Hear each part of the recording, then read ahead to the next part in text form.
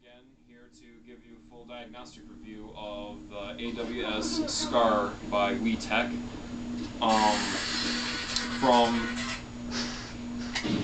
from when I opened it, I had mentioned that this rail had nearly sliced my finger apart.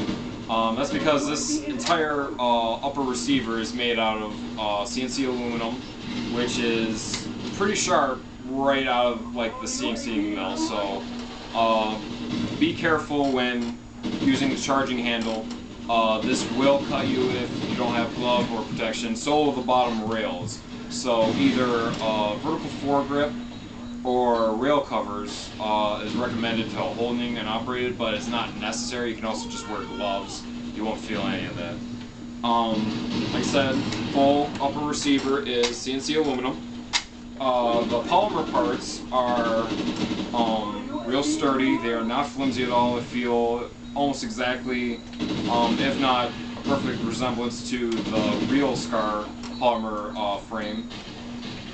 Feels very solid. Minimal wiggle, and by that I mean it's just because it just wiggles in your hand for some reason. I don't know. But feels real good. Rubber pad back here. It feels real comfortable once you get into your shoulder. The pistol grip feels great. It's got awesome checkering like in a 1911 or any other special 9mm handgun upgrades. Backstrap feels great. Mag release is ambidextrous. You can release the mag from either left or right side. And the magazine, when it comes in, it's a definite click. You feel it, it's not going to come out. Hardly any wiggle to that.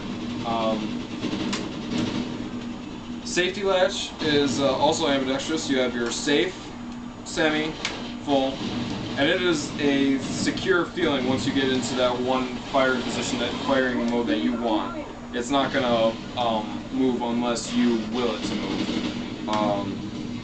So it's not gonna be like a cheap SCAR where you'll be firing in semi and then it'll just flip into automatic. It is a definite locking mechanism in there that WeTech had done really well with this. Flip up sights. This one is made of metal, as is this one. This one is removable though.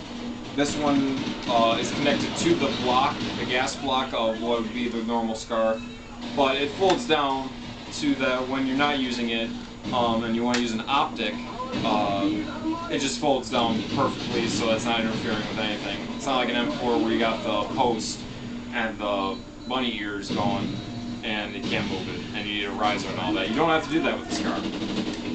As I mentioned before in the unboxing, you get a Torx wrench to where the gas block would be. Now, this is for taking out the barrel assembly. Not for any of the other disassembly, which is just simple pins and slots. This is probably not your best bet for taking it out because if you got big fingers like I do, it's going to hurt a lot trying to untorque these screws that are holding your barrel together. It's a great idea. I love little hidden things like this that help to your advantage out in the field. So, you know, one up to WeTech. Working bolt catch. Now that's a great feature. Adds to the realism of the weapon. It's a definite like lock, and it's in there. And then the bolt release, even more sounding crisper every time that you do this. I mean, this thing feels, if you didn't have the orange tip and I started walking around with this, they would think this is a real SCAR, and if I gave it to them, they'd think it was a real SCAR. But that's just me talking. I don't know, some people might say, oh, no, it just feels like an airsoft gun, it's got cheapo parts. Well, I don't think it's cheap at all for the $260 price tag, which is not bad for a gas blowback of this caliber.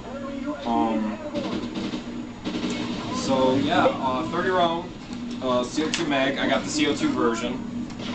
For those who do get this, and do get a cartridge stuck, you will take the bottom plate out and take the little screw that's out, and you will push the entire assembly out up to the top here, and then there's a little gap where you can swap out that CO2 cartridge. And eventually, after a while, that space will start to loosen up and you won't have any problems. Filing, I've heard, I don't know if you want to do that, if you want to mess around with being that close to the threads, it's all up to you. So, yeah, 30 round mag. Mags are a little steep, but I think well worth it because these can be dropped, and they're not like pistol mags where if you drop them something will break. This one dropped from a good probably waist height fall and nothing really happened. So we tech Scar, that's it for that. I did add a barrel extension, not outer barrel extension, not an inner barrel, so probably doesn't add to any accuracy. Thank you, Shane. Sandstorm. Didn't add to any accuracy, but it was already shooting amazing out of the box. Nothing done to the hop up or anything. It was shooting straight, shooting loud, shooting fast. And as for the flash hider, Loctite.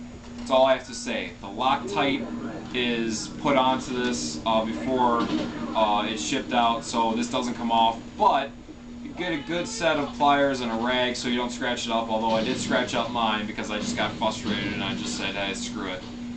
It will come off. It's a counterclockwise turn, so keep that in mind.